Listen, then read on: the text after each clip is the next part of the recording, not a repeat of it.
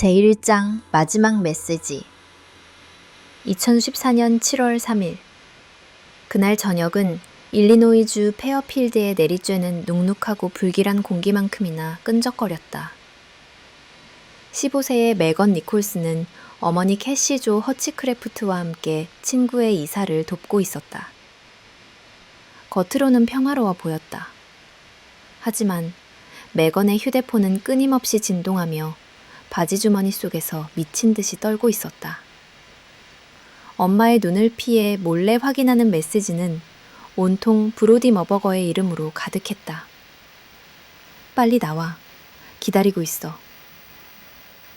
엄마 몰래 나올 수 있잖아.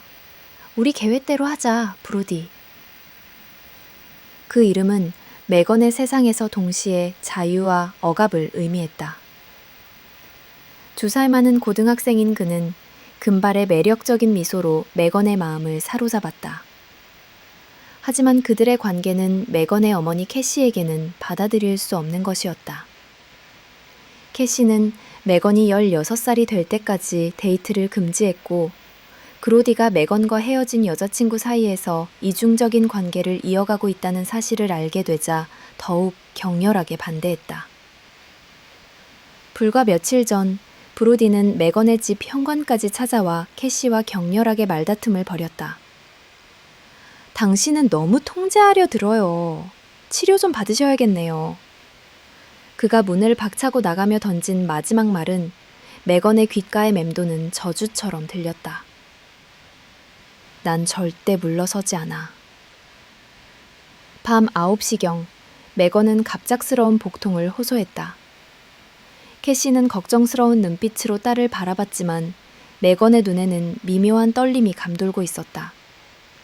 그건 통증의 신호가 아니라 무언가를 숨기려는 불안감이었다. 캐시는 메건을 집에 데려다주고 다시 친구의 집으로 돌아갔다. 메건은 엄마, 저 먼저 들어가서 쉴게요 라고 말했지만 그 목소리는 평소와 달리 차갑고 어딘가 모르게 텅 비어 있었다. 자정이 다가오는 늦은 밤, 캐시가 집에 돌아왔을 때 모든 것이 어둠 속에 잠겼어요. 죄송해요. 절 찾으려고 하지 마세요. 절 원하지 않는 사람을 찾는데 평생을 낭비하게 될 테니까요. 캐시는 편지를 손에 쥔 채 바닥에 주저앉았다. 편지의 마지막 문구는 메건이 스스로 내린 결정처럼 들렸지만 캐시의 직감은 무언가 섬뜩한 진실이 숨겨져 있다고 속삭였다. 메건이 정말 집을 나갔다면 왜 모든 것을 지워야 했을까? 그리고 왜 이렇게 모호한 메시지를 남겼을까? 그 순간 밖에서 들려오는 희미한 자동차 엔진 소리처럼 캐시의 머릿속에는 브로디의 차가 집 근처에 맴돌았을지도 모른다는 섬뜩한 상상이 스쳐 지나갔다. 캐시의 심장은 미친 듯이 뛰었다. 단순한 가출이 아니었다. 누군가 그녀의 딸을 데려갔거나 아니면 딸이 스스로 어떤 위험 속으로 걸어 들어갔을지도 모른다는 불길한 예감이 온몸을 휘감았다. 메건이 남긴 마지막 메시지는 사랑과 절망이 뒤섞인 슬픈 유언처럼 느껴졌고 캐시는 이 어둠 속에서 딸의 흔적을 찾기 위해 필사적으로 빛을 더듬기 시작했다. 미궁 속으로 자정이 훨씬 넘은 시간 캐시 허치크래프트는 손에 쥔 구겨진 편지를 멍하니 바라보았다. 딸 메건의 글씨는 사랑을 말하고 있었지만 그 내용은 잔인한 작별 인사처럼 느껴졌다. 절 찾지 마세요. 그 문장은 단순한 가출의 선언이 아니라 무언가 차가운 의지가 담긴 단절이었다. 캐시는 떨리는 손으로 경찰에 신고 전화를 걸었다. 수화기 너머의 목소리는 지루하고 무관심했다. 15세 아이요? 걱정하지 마세요. 그 나이 아이들은 종종 그래요. 보통 며칠 안에 돌아오기 마련입니다. 경찰은 을에 있는 가출 사건으로 치부하며 캐시에게 다음날 아침까지 기다리라고 말했다. 마치 메건의 실종이 그들의 일상적인 업무에 불과하다는 듯이. 하지만 캐시의 본능은 비명을 지르고 있었다. 이것은 단순한 가출이 아니었다. 캐시는 더 이상 기다릴 수 없었다. 그녀는 매건의 친구들에게 전화를 걸기 시작했다. 첫 번째 전화, 매건한테 늘 이상한 소리만 했어요. 자기 엄마가 죽은 걸 이용해서 동정심을 사고 매건이랑 어디론가 멀리 떠나고 싶다고 했대요. 캐시의 심장이 다시 한번 철렁했다. 브로디의 그늘이 매건의 주변을 온통 뒤덮고 있었다. 결국 캐시는 매건의 방으로 다시 돌아왔다. 창문은 굳게 닫혀 있었고 모든 물건은 제자리에 놓여 있었다. 마치 매건이 방금 전까지 여기 있었다는 듯이. 하지만 그 완벽한 정돈 속에서 캐치는 섬뜩한 위화감을 느꼈다. 딸의 노트북은 켜져 있었지만 모든 검색 기록과 파일이 삭제되어 있었다. 책상 서랍 속에는 매건이 아끼던 일기장이 없었다. 대신 그 자리에 놓인 것은 낯선 종이었다. 거기에는 매건의 글씨로 누군가에게 주려고 했던 듯한 메모들이 적혀 있었다. $200를 인출할 것, 기차 시간 확인, 콜로라도 지도. 캐시의 머릿속은 혼란스러워졌다. 매건은 정말로 도망치려고 했던 것일까? 아니면 누군가가 그녀를 꿰어낸 것일까? 그 순간 캐시는 딸의 휴대폰이 남겨진 이유를 깨달았다. 만약 매건이 정말로 도망치고 싶었다면 휴대폰을 가지고 갔을 것이다. 연락을 완전히 끊고 싶었다면 편지만 남겼을 것이다. 하지만 딸은 모든 것을 지운 휴대폰을 남겨두었다. 그것은 마치 나는 이제 더 이상 연결되어 있지 않으니 나를 찾지 마세요 라는 섬뜩한 경고처럼 느껴졌다. 캐시는 공포에 질려 경찰에 다시 전화했다. 내 딸이 가출한 게 아니에요. 뭔가 잘못됐어요. 제발 와주세요. 하지만 경찰은 여전히 무심했다. 그들은 범죄의 흔적을 찾을 수 없다며 캐시의 주장을 단순히 과민 반응으로 치부했다. 캐시는 홀로 남겨졌다. 테어필드의 어두운 밤공기 속에서 그녀는 매건이 남긴 흔적을 따라 미궁 속으로 홀로 발을 디뎌야 했다. 그리고 그녀는 알고 있었다.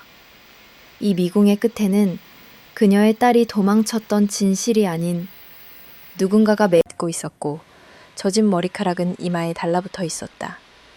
마치 밤새워 무언가를 씻어낸 듯한 모습이었다. 캐시는 차에서 내리자마자 브로디에게 달려갔다. 내 딸, 어디 있어, 브로디? 그녀의 목소리는 떨렸지만 그 속에는 칼날 같은 분노가 서려 있었다. 브로디는 고개를 들고 캐시를 향해 묘한 미소를 지었다. 그의 눈빛은 맑았지만 그 아래에는 무언가 섬뜩한 감정이 숨겨져 있는 듯했다. 캐시, 안녕하세요. 매건이요? 저도 몰라요. 그의 목소리는 지나치게 차분했다. 캐시는 브로디의 어깨를 잡고 흔들었다. 거짓말 마. 매건이 사라지기 며칠 전에 당신이 우리 집까지 찾아왔잖아. 당신이 매건을 깨어냈지? 브로디는 피식 웃으며 캐시의 손을 떼어냈다. 매건은 저에게 말했어요. 아빠와 다시 연락하게 되었다고요. 오클라호마에 계시는 아빠와 살고 싶다고 했어요. 그는 아주 설득력 있는 목소리로 말했다.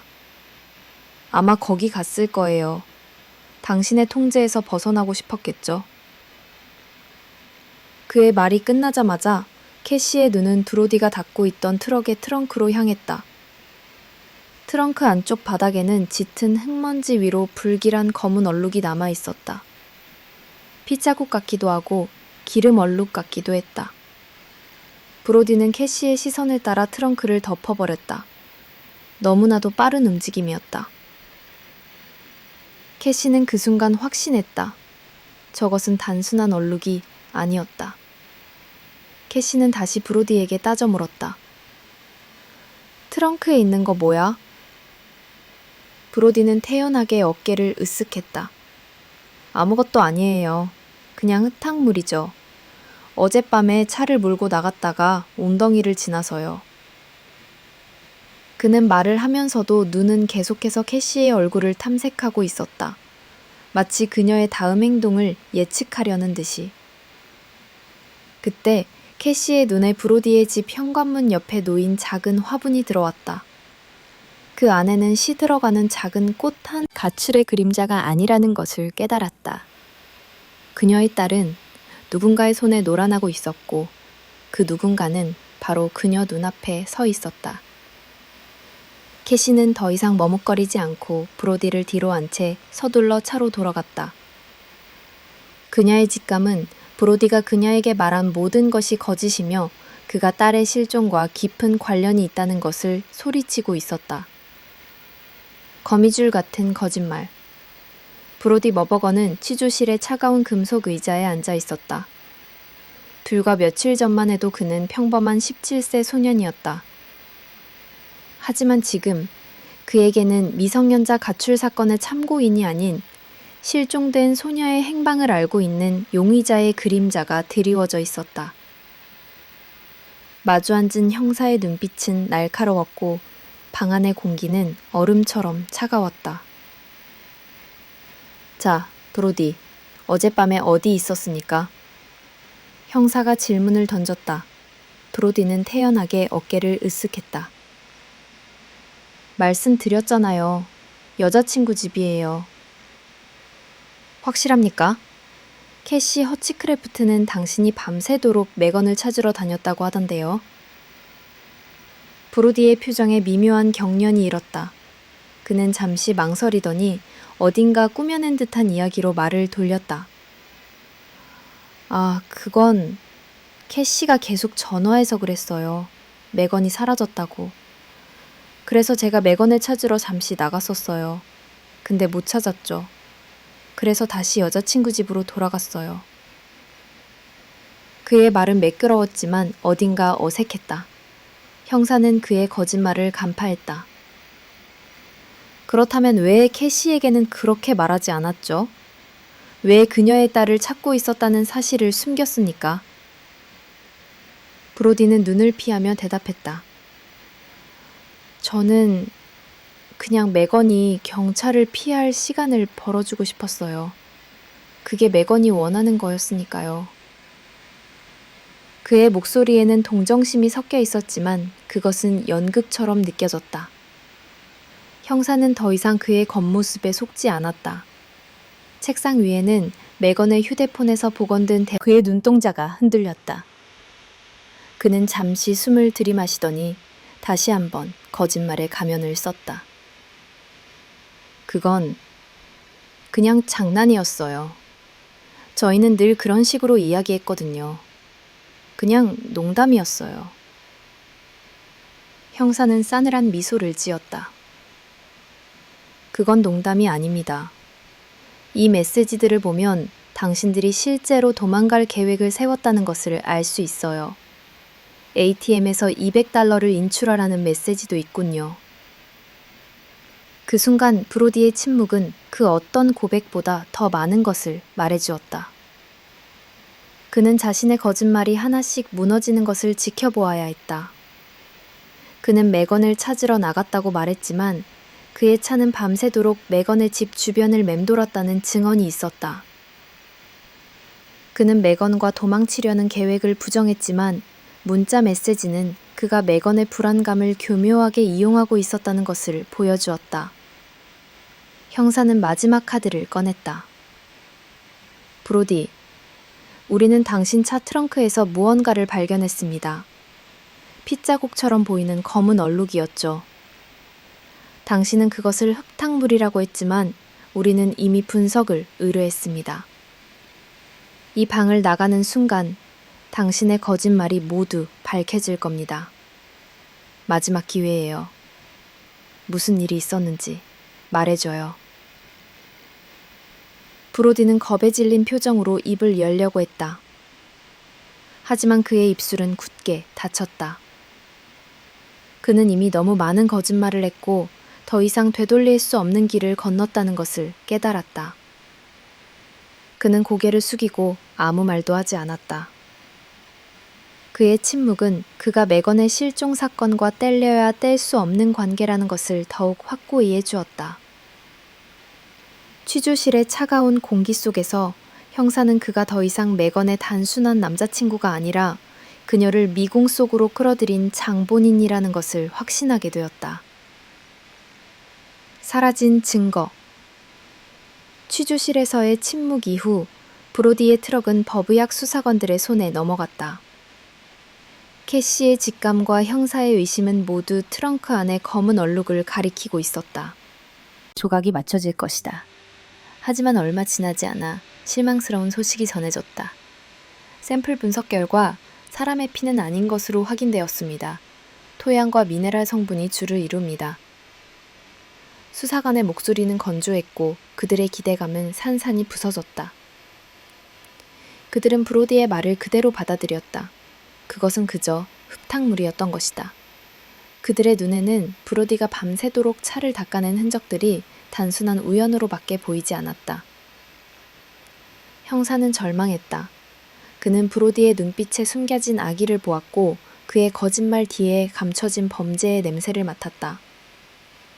하지만 과학적인 증거가 없다면 그들의 의심은 공상에 불과했다. 브로디는 유유히 풀려났고 매건의 사건은 다시 미궁 속으로 빠져들었다. 캐시의 삶은 산산조각났다.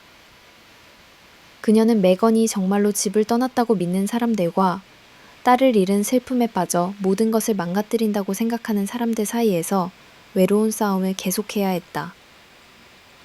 그녀의 밤은 끝없는 악몽의 연속이었다. 잠든 순간에도 매건의 마지막 모습이 머릿속을 맴돌았고 텅 빈 딸의 방은 그녀를 짓누르는 감옥이 되었다. 캐시는 매건이 남긴 편지가 단순한 이별의 메시지가 아니라 마치 누군가의 조종 아래 쓰인 것처럼 느껴졌다. 그녀는 수시로 매건의 방에 들어가 딸의 물건들을 들여다보았다. 작은 곰인형, 낡은 책들, 그리고 벽에 붙은 빛바랜 사진들. 모든 것이 그녀를 매건의 존재에 대한 기억 속으로 끌어당겼다. 하지만 동시에 그것들은 매건이 더 이상 여기에 없다는 차가운 현실을 상기시켰다. 텅 빈 방은 매건의 부재를 더욱 극명하게 보여주었고 캐시는 그 안에서 혼자 고통에 몸부림쳐야 했다. 시간은 무심하게 흘러갔다. 일주일, 한 달, 그리고 1년이 지났다. 매건의 사건은 지역 사회의 기억 속에서 점차 잊혀져 갔다. 경찰은 공식적으로 사건을 종결했고 사람들은 매건이 어딘가에서 잘 살고 있을 것이라고 스스로를 위안했다. 들어갔다. 겨울숲의 풍경은 삭막하고 황량했지만 그는 익숙한 듯 발걸음을 옮겼다. 그때 그의 발에 무언가 딱딱한 것이 걸렸다. 땅은 젖은 낙엽과 흙으로 뒤덮여 있었고 무릎을 굽혀 자세히 살펴보자 흙더미 사이로 희미하게 흰색 물체가 보였다. 그는 처음에는 동물뼈라고 생각했다. 그러나 손으로 흙을 조금 걷어내자 그는 소스라치게 놀라 비명을 질렀다. 그것은 온전한 형태의 인간 두개골이었다. 텅 빈 눈구멍은 숲의 어둠을 응시하고 있었고 차가운 바람이 그곳을 스쳐 지나가며 소름 끼치는 소리를 냈다. 남자는 급히 경찰에 신고했고 몇 시간 뒤 숲은 경찰차와 과학수사팀으로 북적였다. 사건 현장으로 지정된 구역은 노란색 통제선으로 둘러싸였고 조명은 어둠 속에서 섬뜩하게 빛났다. 땅속에 얕게 묻혀있던 유해는 조심스럽게 발굴되었다. 그곳에는 낡고 해진 옷가지와 함께 매건 니콜스의 유골이 발견되었다. 누군가는 그녀를 이곳에 던져두고 대충 흙을 덮어 흔적을 지우려 했던 것이다. 형사는 캐시에게 연락했다. 수화기 너머로 들려오는 형사의 목소리는 조심스러웠지만 그가 말하려는 의도는 분명했다. 캐시, 페어필드 외곽 숲에서 유해가 발견되었습니다. 신분증이 매건의 것으로 추정됩니다. 캐시의 심장은 멈추는 듯했다. 생년이 넘는 시간 동안 그녀를 괴롭혔던 희망은 한순간에 차가운 현실로 변했다. 그녀는 딸의 유해가 발견되었다는 사실에 고통스러워하면서도 한편으로는 그녀의 직감이 옳았다는 것을 확인하게 되었다. 매건은 가출한 것이 아니었다. 그녀는 살해당했던 것이다. 유골이 발견된 현장은 참혹했다. 법의학 전문가들은 유골의 상태와 묻힘 방식을 통해 잔혹한 살인 사건임을 확신했다. 시신은 너무나도 얕게 묻혀 있었고 유골 주위에는 섬유질. 이제 그 흔적들은 생기 넘치는 삶의 기억이 아니라 차가운 죽음의 증거처럼 느껴졌다. 캐시는 딸의 방에서 홀로 울부짖었다. 그녀는 그날 밤 매건을 혼자 두지 않았어야 했다고, 브로디의 위협을 더 심각하게 받아들였어야 했다고 스스로를 탓했다. 숲에서 발견된 유골은 캐시에게 뼈아픈 현실을 안겨주었다. 그리고 이 사건의 진범을 반드시 찾아내겠다는 불타는 복수심을 그녀의 마음속에 심어주었다. 잃어버린 조각 매건 니콜스의 유골이 발견되고 살인사건으로 공식화되자 페어필드 지역 경찰은 자신들의 무능함을 인정할 수밖에 없었다. 그들은 3년 전 단 하나의 증거도 찾아내지 못하고 사건을 종결했었다. 이제 와서 다시 시작하기에는 너무 많은 시간이 흘렀고 그들은 결국 FBI의 도움을 요청하기에 이르렀다. 그들의 마지막 희망은 연방 차원의 전문적인 수사에 걸려 있었다. 시카고에서 온 FBI 특수요원 스티븐 랜드는 사건 파일을 검토하며 깊은 한숨을 내쉬었다. 지역 경찰의 보고서는 부실했고 핵심 용의자인 브로디 머버거의 초기 진술은 모순으로 가득 차 있었다. 특히 트럭 트렁크에서 발견된 검은 얼룩이 피가 아니라는 법의학 보고서는 랜든 요원의 눈에 가장 큰 의문점이었다. 직감적으로 그는 이 부분이 사건의 핵심이라는 것을 느꼈다. 랜든 요원은 즉시 브로디의 신상 정보를 파악했다. 그는 현재 인디애나 남부대학교에서 지질학을 전공하고 있었다. 3년 전의 사건이 그의 삶에 아무런 영향을 미치지 않은 것처럼 그는 평범한 대학생의 삶을 살고 있었다. 하지만 랜드는 그의 평온한 삶 속에 감춰진 어둠을 파헤치기로 결심했다. 랜든 요원의 첫 번째 목표는 3년 전 브로디가 운전했던 낡은 트럭이었다. 지역 경찰은 이미 이 트럭을 조사했지만 아무런 성과를 얻지 못했다. 랜드는 그들에게 중요한 것을 놓쳤다고 생각했다. 그는 트럭의 소유권 기록을 샅샅이 뒤졌다. 기록에 따르면 브로디는 랜드는 이전 수사관들이 사용했던 방법과는 다른 더 정교한 분석 기술을 사용하도록 지시했다. 그들은 트렁크 바닥에 카펫을 뜯어내고 그 아래에 있는 금속 판넬을 루미놀 용액으로 처리했다. 어둠 속에서 루미놀 용액이 뿌려진 금속 판넬은 섬뜩한 푸른빛을 내기 시작했다. 희미하게 빛나던 푸른빛은 곧 트렁크 바닥 전체로 번져나갔다. 그것은 단 한 방울의 피가 아니었다. 여러 개의 발자국 흔적과 함께 누군가가 끌려간 듯한 긴 줄무늬가 선명하게 드러났다. 3년 전 흙과 미네랄이라고 판명되었던 검은 얼룩은 사실 세척제와 흙먼지에 의해 가려진 핏자국이었던 것이다. 그리고 이 피는 3년 전 그토록 찾아 헤맸던 매건 니콜스의 DNA와 일치했다. 그 순간 랜든 요원은 매건의 살인 사건이 브로디의 트럭 안에서 시작되었다는 것을 확신했다. 브로디는 사고를 위장하여 트럭을 폐기하려 했고 그 위에 덧칠하고 덮어두었던 모든 흔적들이 마침내 빛을 보게 된 것이다. 3년간의 침묵을 깨고 잃어버렸던 퍼즐의 가장 중요한 조각이 드디어 제자리를 찾았다. 이 발견은 단순한 증거가 아니라 매건의 유령이 그녀의 살인자를 찾아달라고 외치는 비명처럼 랜든 요원의 귀에 울려 퍼졌다. 어둠 속의 빛. 인디애나 남부대학교의 한 강의실. 브로디는 지질학 수업을 듣고 있었다. 3년 전의 악몽은 그에게 아무런 영향을 미치지 않은 듯했다. 그는 여전히 똑똑하고 자신감 넘치며 친구들에게 인기가 많았다. 하지만 그 순간에도 그는 자신이 얼마나 깊은 심연 속에 빠져 있는지 알지 못했다. FBI 요원 스티븐 랜든의 집요한 추적의 그림자가 그를 서서히 옥죄어 오고 있었다. 랜든 요원은 미주리주에서 확보한 트럭의 트렁크 카펫을 들고 시카고로 돌아왔다. 이 카펫은 3년 전 지역 경찰이 핏자국이 아니라고 결론 내린 바로 꽂고 다녔다는 것을 증명하고 싶었다. 수사팀은 트렁크 바닥의 금속 패널을 루미놀 용액으로 처리했다. 루미놀은 혈액 세수가 반응하여 어둠 속에서 푸른 빛을 발산하는 화학 물질이다. 어둠이 깔린 실험실, 랜든 요원은 긴장감 속에서 루미놀 용액을 트렁크 바닥에 분사했다. 처음에는 아무런 변화도 없었다. 하지만 곧 희미한 푸른 점 하나가 빛을 내기 시작했다. 그리고 그 점은 마치 살아있는 생물처럼 번져나가며 수많은 푸른 점들을 만들어냈다. 점들은 선이 되고 선들은 흐릿한 윤곽을 그렸다. 그것은 발자국이었다. 여러 개의 발자국이 트렁크 안에서 혼란스럽게 찍혀 있었다.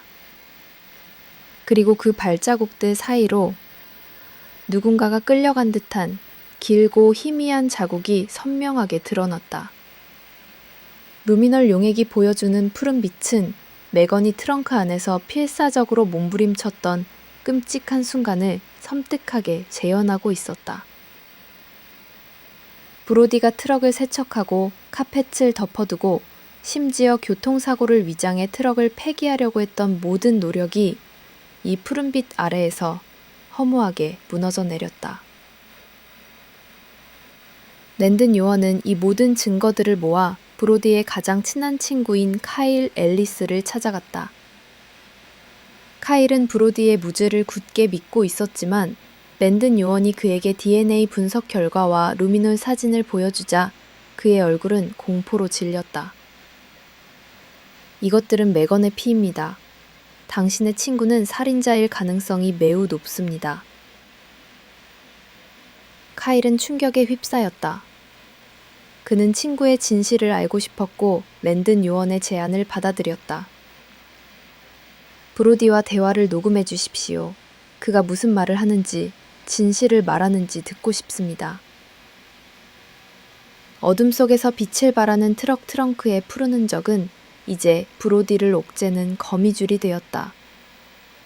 3년 동안 숨겨져 있던 살인의 증거가 마침내 드러났고 이제 브로도는 가장 가까이 시작되었지만 카일은 조심스럽게 매건의 사건을 꺼냈다. 브로디, 요즘 FBI가 너한테 관심 많다는 소문이 돌더라. 괜찮아? 카일은 일부러 평범한 목소리를 내려고 노력했다. 브로디는 한숨을 쉬었다. 뭐, 별거 아니야.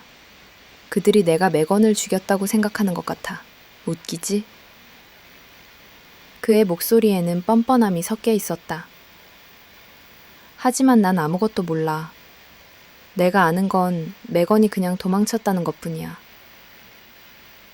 카일은 심호흡을 했다. 근데 있잖아. 매건의 유골이 발견되었을 때 경찰은 사인에 대해 아무 말도 하지 않았어. 그런데 너는 예전에 내게 혹시 목이 졸려 죽었을 수도 있다고 말했잖아. 어떻게 알았어? 그 질문은 브로디의 가면을 흔들었다. 그의 얼굴은 순간 굳어졌고 눈빛에 미묘한 경계심이 스쳐 지나갔다. 그는 잠시 침묵하더니 마치 누군가의 이야기를 들려주듯 차분한 목소리로 말했다. 글쎄, 그냥 만약 어떤 사람이 통제불능의 분노 문제를 가지고 있다면 말이야. 그리고 그날 밤 매건이 ATM에서 돈을 인출하고 도망갈 준비를 마쳤는데 갑자기 그 사람이 계획을 취소하려 했다면 매건은 화가 나고 좌절하고 감정적으로 폭발했을 거야. 그 순간 그 사람이 완전히 이성을 잃고 그녀의 목을 졸랐을지도 모른다는 거지. 카일은 숨을 멈췄다. 브로디는 계속해서 이야기를 이어나갔다. 그의 목소리는 점점 더 고머하고 차갑게 변해갔다. 어쩌면 그 사람은 매건이 자신의 삶을 통제하려 한다고 생각했을지도 몰라. 매건은 그 사람이 원하는 대로 움직여주지 않았겠지. 그래서 그녀를 통제하려다 그녀 숨통을 끊었을지도 모른다는 거야.